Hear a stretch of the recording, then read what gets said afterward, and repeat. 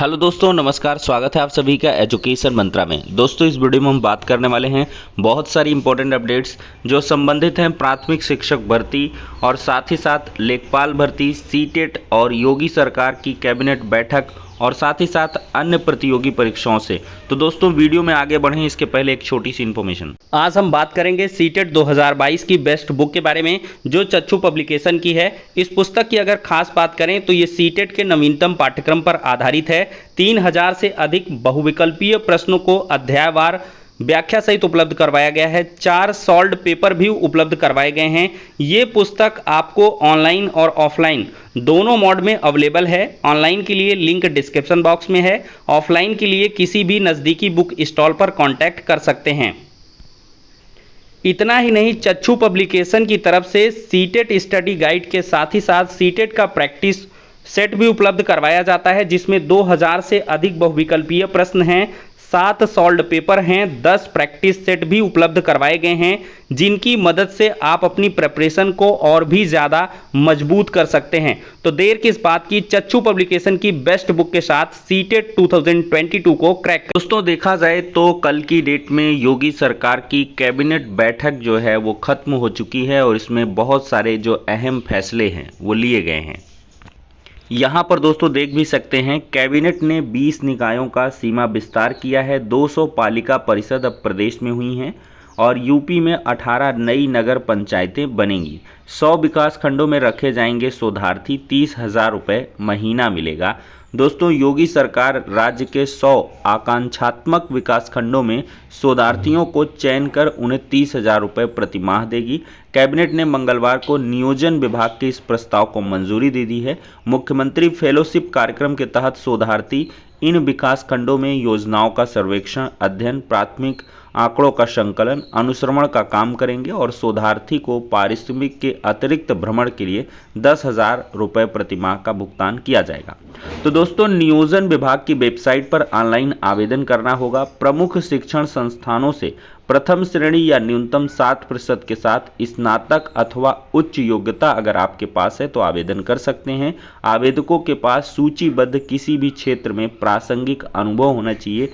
उत्कृष्ट computer Kaushal, IT में संचार कौशल होना चाहिए और अभ्यर्थियों की अधिकतम उम्र 40 वर्ष से अधिक नहीं होनी चाहिए। तो शोधार्थियों के लिए अगर आप आवेदन करना चाहते हैं तो कर सकते हैं।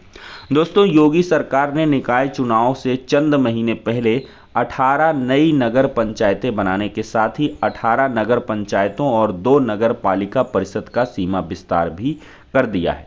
तो राज्य मंत्रियों को भी सरकारी बैठकों में शामिल करें। भ्रष्टाचार, अनियमितता की एक भी घटना बर्दाश्त नहीं होगी, ऐसा सीएम योगी आदित्यनाथ जी कहते हैं। और दोस्तों, 5,000 रुपये में हो जाएगा दाखिल खारिज। राज्य सरकार ने शहरों में संपत्तियों का दाखिल खारिज कराने पर लगने वाला शुल्क मात्र 5,000 रुपये कर दिया है। लीज होल्ड संपत्तियों पर 1% देना होगा और अन्य संपत्तियों में 5 श्रेणियां तय की गई हैं। और बुंदेलखंड प्राकृतिक खेती का हब बनाया जाएगा, एक बड़ी अनाउंसमेंट हुई है। तो दोस्तों, ये कुछ कल की कैबिनेट मीटिंग के बड़े फैसले हैं। दोस्तों, कल के ही डेट पर प्राथमिक शिक्षक भर्ती के अभ्यर्थियों ने बेसिक शिक्षा मंत्री जी का आवास घेर लिया। ये छात्र 12,460 शिक्षक भर्ती प्रक्रिया को पूरा करने के लिए हनुमान चालीसा का पाठ भी किए हैं। बेसिक शिक्षा विभाग में देखा जाए तो वर्ष 2016 के शिक्षक भर्ती अभ्यर्थियों ने मंगलवार को संदीप सिंह के आवास का घेराव कर नारेबाजी की। अभ्यर्थियों ने हनुमान चालीसा और सुंदर कांड का पाठ भी किया। अभ्यर्थी 12,460 पदों पर भर्ती प्रक्रिया पूर्ण करने की मांग कर रहे थे। बड़ी संख्या में मंत्री के आवास पर पहुंचे अभ्यर्थियों ने को पुलिस ने हटाने की कोशिश की, लेकिन अभ्यर्थी वहीं धरने पर बैठ गए और हनुमान चालीसा और सुंदर कांड का जो पाठ है उसको करने लगे। इसके बाद मंत्री ने अभ्यर्थियों के 6 सदस्यीय प्रतिनिधि मंडल को वार्ता के लिए बुलाया। अभ्यर्थियों ने मंत्री को बताया कि 2016 में 12,460 पदों पर शिक्षकों की भर्ती का विज्ञापन निकला था। इनमें से 5,000 की ज्वाइनिंग करा दी गई और बाकियों को दौड़ाया जा रहा है। अभ्यर्थियों ने यह भी बताया कि उनका भी चयन हुआ है, काउंसलिंग भी हो चुकी है, लेकिन समीक्षा के नाम पर उनको रोका गया है। यह मामला न्यायालय में विचाराधीन है। अभ्यर्थियों ने मंत्री से मुलाकात कर भर्ती प्रक्रिया पूर्ण कर जल्दी ज्वाइनिंग दिलाने की मांग की है। काफ़ी देर तक प्रदर्शन के बाद पुलिस ने अभ्यर्थियों को इको गार्डन ले जाकर छोड़ दिया है।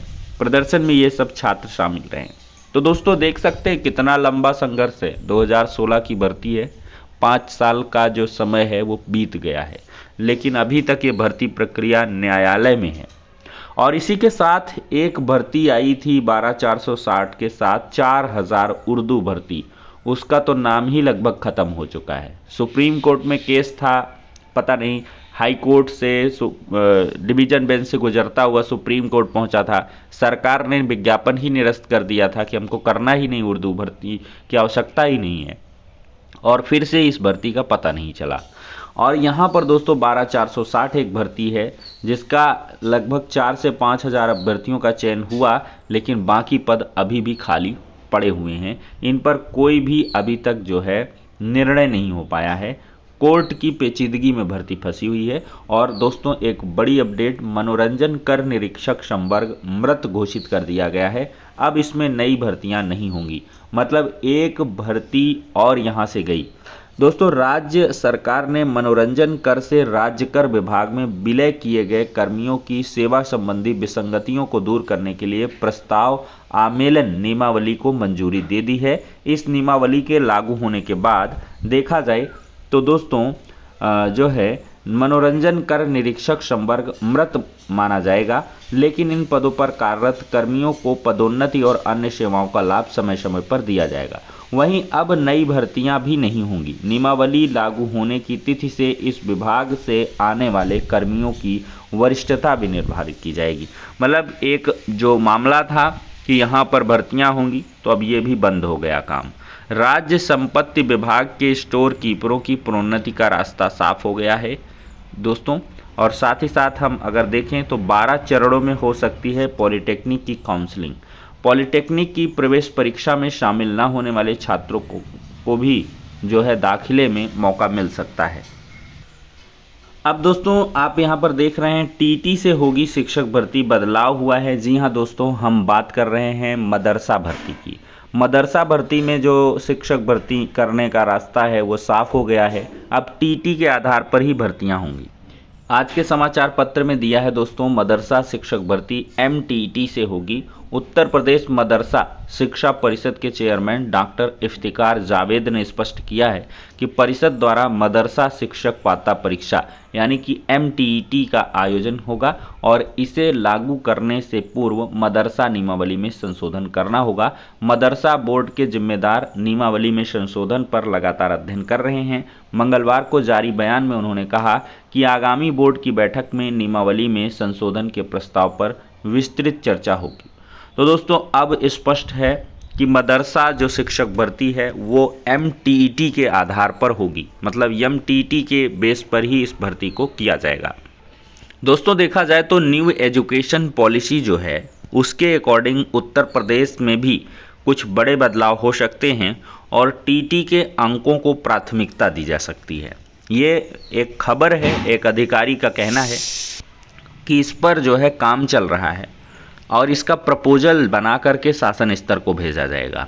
अगर सब कुछ ठीक ठाक रहा तो आगामी 1 आध महीने में आपको भी क्लियर हो जाएगा कि टीटी के आधार पर शिक्षक भर्तियां होंगी। मतलब पूरा बेस नहीं रहेगा टीटी का, लेकिन इसके कुछ जो मैं कह लें कि गुणांक हैं वो आपकी फाइनल मेरिट में जुड़ेंगे। मे बी 1/4 कर लें, जैसा कि न्यू एजुकेशन पॉलिसी में है, तो बहुत ही बड़ा चेंज होगा। तो इस वजह से अगर किसी के मार्क्स कम हैं तो मैं उसको यही सलाह दूंगा कि वो सीटेट का एग्ज़ाम दे लें। सीटेट का फॉर्म ज़रूर भरे और सीटेट 2022 के जो ऑनलाइन आवेदन है बहुत जल्द शुरू होने वाले हैं। यहाँ पर दोस्तों देख सकते हैं सीटेट जुलाई 2022 नोटिफिकेशन, संभवतः इसी सप्ताह नोटिफिकेशन आने की उम्मीद है और इसी सप्ताह से आपके ऑनलाइन आवेदन की संभावनाएं जताई जा रही हैं।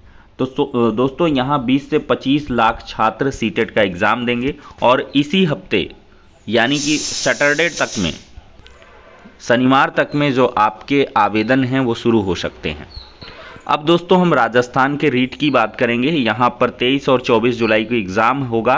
तो शासन की तरफ से यहाँ पर निःशुल्क यात्रा 21 से 26 जुलाई तक करने के लिए यहाँ पर जो आदेश है वो जारी किया जा चुका है और यहाँ पर जो कुछ भी प्रिकॉशंस हैं, आवश्यकताएं हैं, उनके बारे में भी दिया गया है।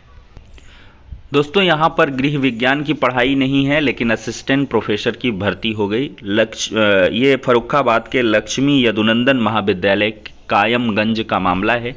वहाँ पर एक शिक्षक असिस्टेंट प्रोफेसर के बतौर ज्वाइन करते हैं और पता लगता है कि गृह विज्ञान की यहाँ पर पढ़ाई ही नहीं होती। दोस्तों डीएलएड प्रशिक्षुओं की जो हाजिरी है अब वो बायोमेट्रिक के आधार पर होगी और ये व्यवस्था 1 अगस्त से शुरू की जा रही है। राज्य विश्वविद्यालय में अगर प्रवेश लेना चाहते हैं तो 31 जुलाई तक आवेदन कर सकते हैं। स्नातक परास्नातक पाठ्यक्रमों में प्रवेश की जो आखिरी तारीख है वो 31 जुलाई है।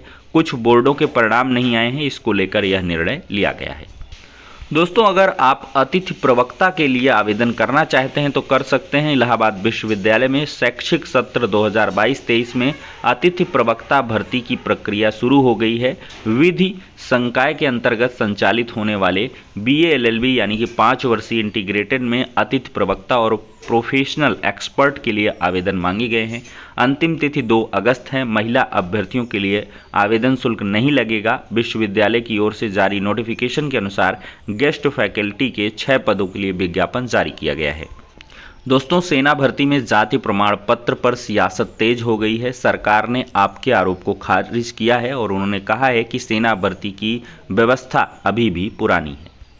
नाबार्ड में दोस्तों 168 पदों के लिए आवेदन शुरू है। असिस्टेंट मैनेजर के विभिन्न पदों के लिए नोटिफिकेशन जारी हुआ है। 21 से 30 वर्ष जो आयु है और यहाँ पर ऑफिशियल वेबसाइट दी गई है nabard.org। 800 रुपये आवेदन शुल्क है। आवेदन की अंतिम तिथि 7 अगस्त 2022 है। तो इसको ध्यान में रखते हुए आप लोग आवेदन करें। वीडियो काफ़ी लंबा ना हो, इसके लिए इन शॉर्ट सारी चीज़ों को डिस्कस किया गया है। वीडियो पसंद आया हो तो लाइक एंड शेयर करें और चैनल पर पहली बार विजिट कर रहे हैं, पहली बार अगर आए हैं